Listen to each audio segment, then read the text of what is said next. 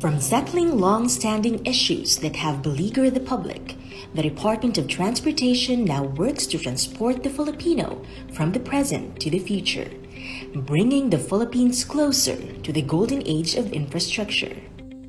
Airports, railway systems, land terminals, and seaports have been built, reborn, and developed.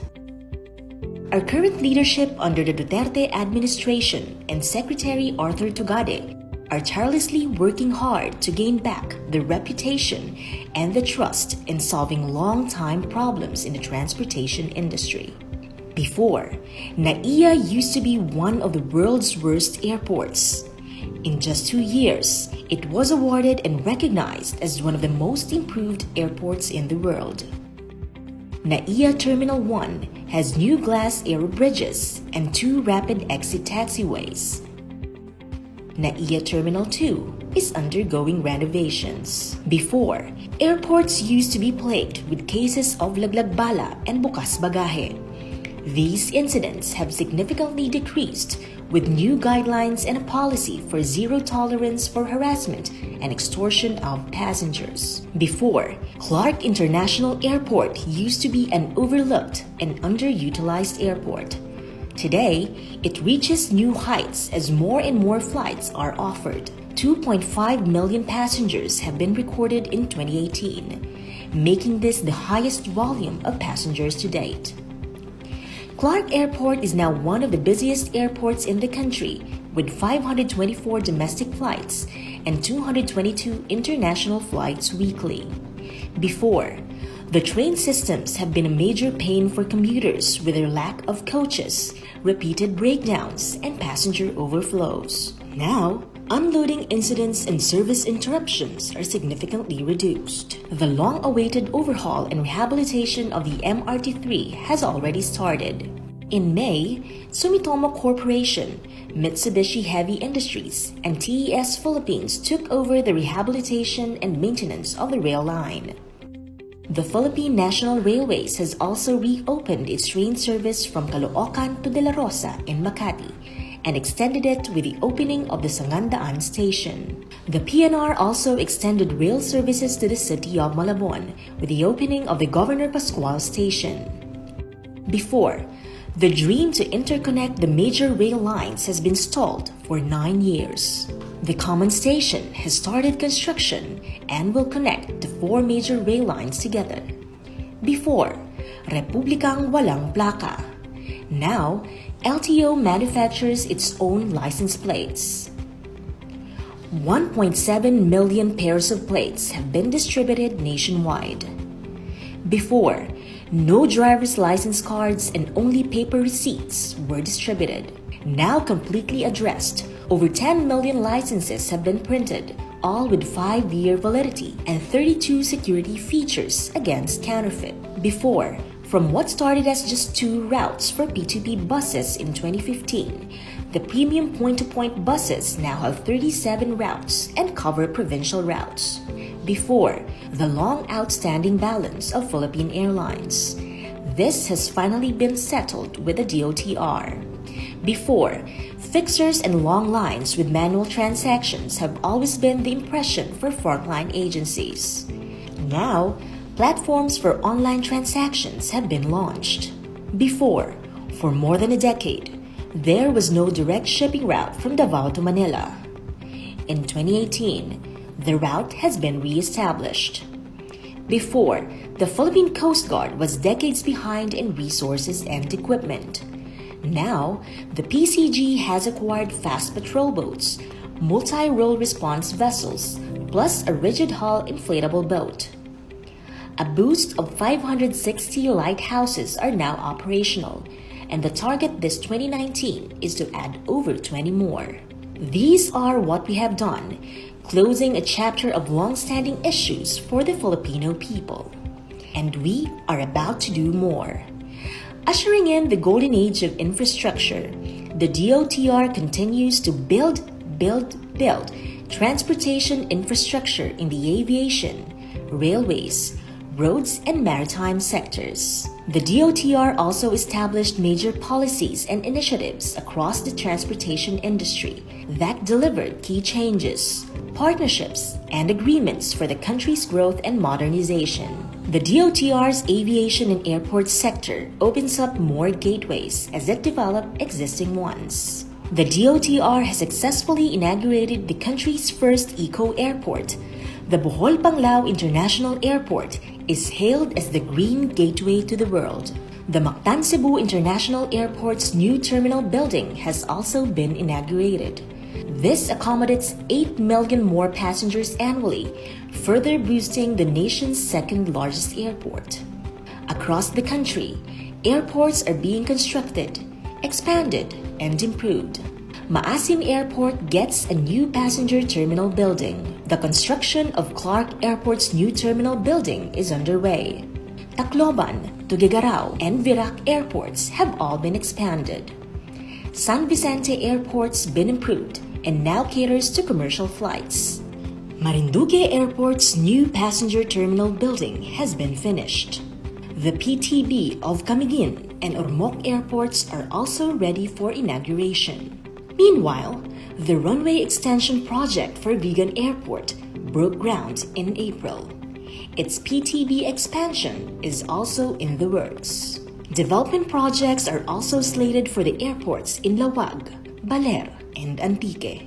Interconnectivity between provinces is pushed for as more airports are underway. After 11 years of promises, the Bicol International Airport has finally begun construction, and it's more than halfway complete. A new airport will also be built in Bukidnon. The rehabilitation of the NAIA terminals is given a span of 2 to 4 years. Airports in Bulacan and Sangli will likewise be developed. 21 commercial airports now have night flight capabilities. The DOTR believes in developing terminals that are comfortable, safe, and easily accessible to the riding public. The Parañaque Integrated Terminal Exchange has opened to the public and is hailed as the country's first land port with world-class features. The Taguig City Integrated Terminal Exchange project has already started construction and aims to improve the traffic flow along various parts of Metro Manila. The North Integrated Terminal Exchange will soon rise, offering further connectivity.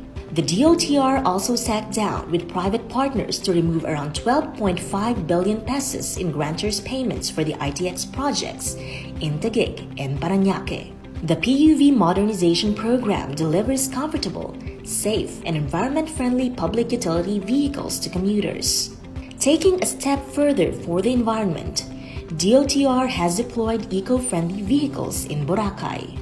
The DOTR and TESDA are also working to provide livelihood programs for drivers and operators who may be affected by the PUVMP, including those who opt to voluntarily exit the industry. Meanwhile, skills trainings are available for those who want to continue, as well as for incoming drivers and operators. The Interagency Council for Traffic, or IACT, has effectively flagged old PUVs that don't conform to safety and environmental guidelines with the successful campaigns. Railroading change. An efficient railway system is no longer just a distant dream for the Filipino. Under the Duterte administration's Build, Build, Build program, the Philippines will have a total of 1,900 kilometers of railways, from what is currently just 77. These projects are across Luzon, Visayas, and Mindanao. The Metro Manila subway broke ground in February 2019. Partial operations will run in select stations by 2022. By 2025, it will be fully operational and reach NAIA. Construction of the North-South Commuter Railway Project, which will connect Pampanga, Bulacan, Metro Manila, and Laguna, is set to go full steam. PNR Clark Phase 1 has commenced full construction, while Phase 2 will begin construction this year. Target completion is 2022. The construction of the MRT-7 is in full swing. The Bicol Express, or PNR Bicol, has been resurrected and signed. The LRT-1 Cavite Extension Project started actual construction in May. In the east, the LRT2 Masinag extension is 60% complete. The Mindanao Railway is the first in Mindanao, with 8 stations connecting Tagum, Davao, and Digos. Long-term solutions have been planned and signed to fix MRT3. The 18 billion loan covers the rehabilitation and maintenance of the train line and all of its components.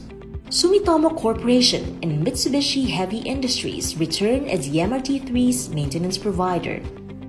Test deployment of the new Dalian trains has also started last year. After its restoration, the MRT3 will increase its operating train sets for peak hours, double its speed, and cut the waiting time in half. The DOTR believes that the Filipino deserve only the best, with the best negotiations and deals done for the government and its people. The North Rail project has been given at zero cost to the local government. It has been estimated that this saved the government $100 million or 5 billion pesos. Demolition of posts built along the old alignment is ongoing. MRT3's Dalian trains have also been modified at zero cost to the government.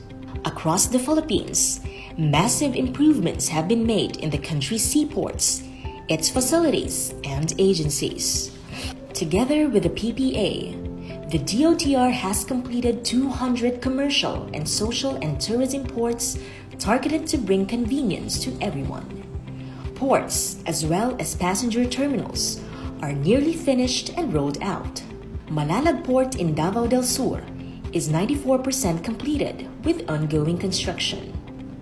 The rehabilitation of the Makar Wharf and the construction of its port operations building in General Santos City are now finished. Cagayan de Oro is nearly done at 95.21%. Sasa Port's new PTB was inaugurated in 2018 and is now providing comfort and convenience to its passengers. After being damaged by an earthquake in 2013, serious repairs have been given to Tubigon Port. In just 9 months, the renovation was completed. The country's first barge terminal, or the Cavite Gateway Terminal, opened in 2018, decongesting roads by moving cargo and people through waterways instead. To strengthen the maritime industry, the Marina has submitted its proof of compliance with the European Maritime Safety Agency, or EMSA.